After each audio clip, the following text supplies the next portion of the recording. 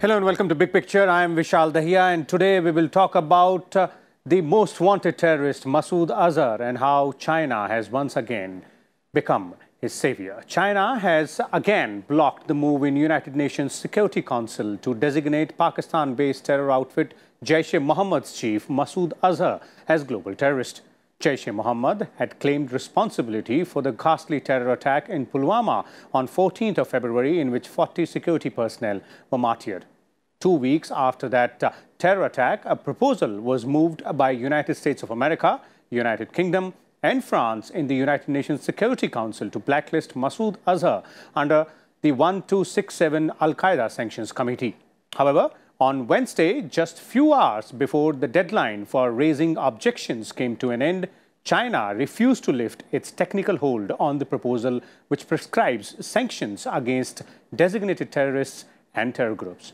So what are the reasons behind China's stand and how will it affect the fight against terrorism? For more on this, we're joined by a distinguished panel of guests in the studio today. Let me start by introducing them to you, beginning with Mr. K.V. Prasad, Senior Associate Editor of The Tribune is with us. Then we also have with us Mr. Alok Bansal, Director of India Foundation. And we have former Ambassador Prabhu Dayal also with us. Let me begin with you, Ambassador Dayal. Let's try and put this entire thing in perspective here. This is not the first time that China has done such a thing. This repeated attempt by China, one, what does it indicate? Well, let me preface my remarks by saying that the war against terror has to be fought by us. Pakistan has been relentlessly inflicting terrorism on us and we have been combating it. We have now escalated the drive to put these terrorists in their right places by inflicting more heavy costs. I think the strategy is to make it more painful for Pakistan. Having said that, it is important to know who are our friends and who are not our friends. Therefore, in the context of the UN Security Council 1267 committee resolution on Masood Azhar, the fact that China stood alone with Pakistan and blocked the prescribing of Masood Azhar should make it clear, if ever it was not clear to us, it should be now extremely clear that China is not our friend. As you said, it is the fourth time that China has prevented the ban from being placed on Masood Azhar. If you ask me, if China had its way, it would prevent this ban another 10 times or 12 times or whatever. China is not on our side in this war on terror. Masood Azhar is China's go-to man. China has invested heavily in Pakistan in terms of the projects of the CPEC. It needs people who will protect its investments from any sort of possible attacks. Chinese projects are under attack. And Masood Azhar is one of the people whom they pay so that his goons will fight the other goons in Pakistan and protect the Chinese investment. Moreover, just another point. Pakistan has this policy of using proxy war against us that suits China very much. China doesn't want us to grow to full size. China wants to use us merely as a market for its goods. It has been doing so. There's a lot of sweet talk from the Chinese side, Wuhan spirit and all that. But the fact is, China only wants to use us as a market. It doesn't mind Pakistan inflicting any sort of pain or hurt or whatever on us. Therefore, it is time for us to put a stop to it. I think the government of India must see how it can make sure that, well, to whatever extent is possible, Chinese access is limited. I think we have W2 obligations. We can't. We'll come to that aspect as well. The individual Indian, you, I, me, we have to put in our bit at the micro level and make sure we don't buy. I have decided I'm never going to buy anything Chinese if I can help it. We'll come back to that aspect about how to deal with China as far as, in the long run is concerned. But Mr. Bansal, on the terror issue, and clearly given the fact that this, as Ambassador Dayal was also pointing out, all of us know that this is the first time China has done it. So it is now clear where China stands, if it was not clear earlier. See, I have no doubts that I'm personally extremely disappointed.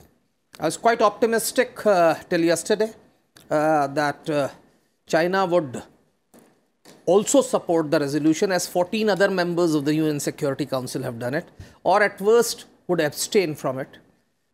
This technical hold coming at this time, which is actually the fourth blockage, you can say, because this technical hold delays it by 6 months. Next could further delay it by 3 months. And then, of course, they have the option of blocking it, then again putting it back for a long period of time.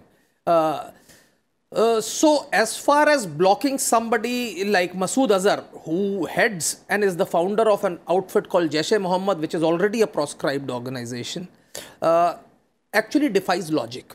Because Masood Azhar was languishing in Indian jails when he was released by hijacking an Indian passenger liner. And in that process, lives were lost. It was not a non-violent negotiations, and of course the people who were released, one of them was Masood Azhar, of course the other was the one who killed Daniel Pearl and others. So as far as the global community is concerned, as far as Masood Azhar being a terrorist is concerned, there has never been a doubt. Okay. But please understand, this 1267 is a very specific clause which deals with Al-Qaeda and Islamic State. So when you put a technical hold, you are basically saying that the linkages of an individual with Al-Qaeda and Islamic State are not adequately established. Now this again to my mind is a farce, because Jaish-e-Mohammed split with Lashkar-e-Toiba was on this Wahhabi ideology, pro-Al-Qaeda sentiment, and Jaish-e-Mohammed has even been proscribed in Pakistan at some stage. Please understand, one of the attacks on Musharraf was also by Jaish-e-Mohammed. And if 14 other members, which included 4 permanent members, and countries as diverse as Indonesia, South Africa, Côte d'Ivoire, Dominican Republic, have all supported this particular resolution, there has to be some valid ground. They felt that there were adequate proofs available for them to proscribe this man, designate this person as an international terrorist. Okay. And despite that, China has done it. Now, this is very important, because whenever Chinese delegations have come here and have interacted with us, I have insisted on this single point, saying that this is one very sensitive issue. Somehow I feel that the Chinese authorities have not taken cognizance of Indian sensitivities. Very often I feel that Chinese authorities are really not cognizant of Indian sensitivities on this particular issue. And now India must take some action so that Chinese are made aware of severe Indian displeasure as far as this particular action is concerned. Okay, that's a very interesting point. And Mr. Prasad, China not taking into consideration Indian sensitivities, and it looks like, not taking into consideration the global stand on terrorism as well. So what exactly do you believe China would have been thinking, this time around as well, the Chinese delegation or the Chinese strategy behind this is clearly? Well, I think one of the things, as Ambassador Dayal pointed out, is the Chinese investments in Pakistan, CPEC, and especially if you know the corridor passes through areas where this issue of terrorism is always very high. And there have been reports that the Pakistani military is also supporting it. And so obviously, China may want to buy peace with the particular thing. But that, at the cost of being seen standing against 14 others, is something which the cost is what people are looking at. I mean, this could be one issue, but the larger issue is and then you look at the other issue is the BRICS, the SCO. There is a SCO cooperation on terrorism, the rats in particular. I mean, India is part of Pakistan is also part of that thing. I mean, these all things, if you look at it, it doesn't really show, of course, everybody's talked about and isn't talking about China in a light. It should be, if it's committed to the fight against terror. That's what everybody's trying to say. And when 14 countries of UNSC come together, 4 permanent and 10 of them non-permanent, that voice has not been heard by China. So it's quite clear where China stands. Let me bring in Mr. Dal again. And Mr. Dal, picking it from the CPEC point of view, which you raised and which Mr. Prasad is also pointing out, one very important aspect which experts also point out is the fact that China doesn't want India to steal a march over itself. India is coming up as a global power, be it in terms of economy or the overall global stature as well. So any opportunity which China can use to go ahead and put down India on the mat is used by it. But this time around, it seems to have got its facts and the stand wrong, because this is about terrorism. Vishal, you're absolutely right. China does not want India to achieve its full status and become a rival in any sense to China. Now, Pakistan becomes a convenient ploy to be used against India, because in the case of Pakistan, hostility to India is in their blood. All that China needs to do is to abet and assist Pakistan in every manner possible, by giving it weaponry, by giving it financial assistance, by making it, in fact, indebted to China through its investments, and becoming in some senses a colony of China. So Pakistan is becoming more and more something in the nature of a tool in Chinese hands. And a tool against whom? Against India. China has been playing this card. Both countries refer to each other as all-weather friends. Now, if we recall, Pakistan ceded to China territory in Kashmir, in the part of Kashmir which it had forcibly occupied. It ceded a part of that and won China's friendship. And now the two sides are engaged in becoming closer to one another and directing a lot of their energies against India. We have to be very wary of both sides. We somehow tend to see Pakistan as a power which is very hostile to us, but somehow we take a more lenient view towards China. As Mr. Bansal was saying. I think it's time we woke up to the reality of the Chinese dragon. It's a very hostile dragon. It is a dragon which is going to become more and more strong, according to all indications, and will try and cut us down to size as much as possible. If it means using Pakistan against us, it will do so with great ease. Okay, Mr. Bansal, one very interesting and important aspect here is that this entire discussion has risen out of the fact that there was a terrorist who was supposed to be put on the global terror list. It's all about terrorism. 4 out of the 5 permanent members of the United Nations Security Council were of the viewpoint that this is right, and 10 more others. So how come a nation which is making progress at such a great speed economically as well, is part of the UNSC, doesn't seem to be realizing the threat of terror right in its backyard? I think there are 2-3 issues on this. And firstly, I want to tell you is that the Chinese authorities, and this is again my personal view, having visited China a number of times, especially the leadership of the Communist Party, having embraced communism for 7 decades, do not understand the debilitating influence of religious fanaticism. In fact, their reaction to religion-based movements have always been knee-jerk. Whether you look at Falun Gong, you look at even in Xinjiang, where ulema have been asked to shave their beards, people have been forcibly fed during Ramadan, and recent attempts against Christian church, and the recent advisory against Indian cults. So as far as religion is concerned, their understanding of this so-called religion-based terrorism is a little weak. The second is, I think, as I said again, I somehow feel that the Chinese leadership does not understand Indian sensitivities on this particular issues. It's not been conveyed to them in as strong a word as it should have been, because this being the 4th time, I think last 3 times we have really not informed them in such. And finally, as everybody has said, that they see Pakistan as a very, very important ally. Please understand, Chinese society is also an Oriental society. It's not an Occidental society. It is China has invested heavily in Pakistan, but please remember, it has not provided any substantive aid. This is actually a myth. It's a myth of gigantic proportions. Chinese do not believe in giving. Having said that, the first 8 months figures of FDI in Pakistan is out. It's just come day before. That is from, because Pakistani financial year starts from July to Feb. There is a 60% drop in FDI from China.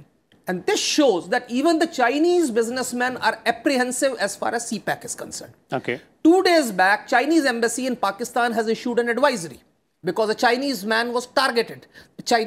Please understand, Chinese in Pakistan are today the prime target of any organization that is fighting the Pakistani government. Okay. Also, CPEC is a very, very important ingredient of BRI. And BRI is something on which President Xi Jinping has staked his personal stake. It's his personal project. And at a time when he's consolidating power in the mold of Mao Zedong, the failure of BRI will actually lead other leaders who are waiting in the wings to point fingers at him. So he has a lot at stake as far as BRI's success is concerned. And to a very great extent, CPEC's success would ensure that the BRI is so they have a lot to it, and that is, I think, probably the reason why they have gone about it.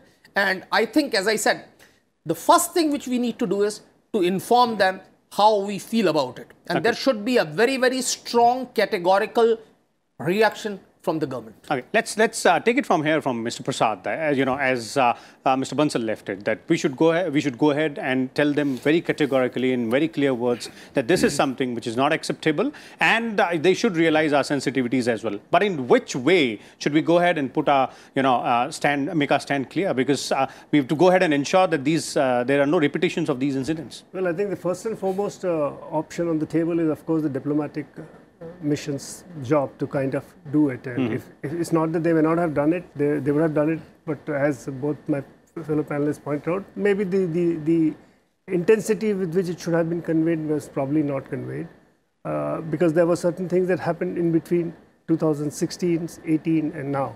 So, I mean, there was the kind of conditions have, there was greater chemistry between the leadership of both countries.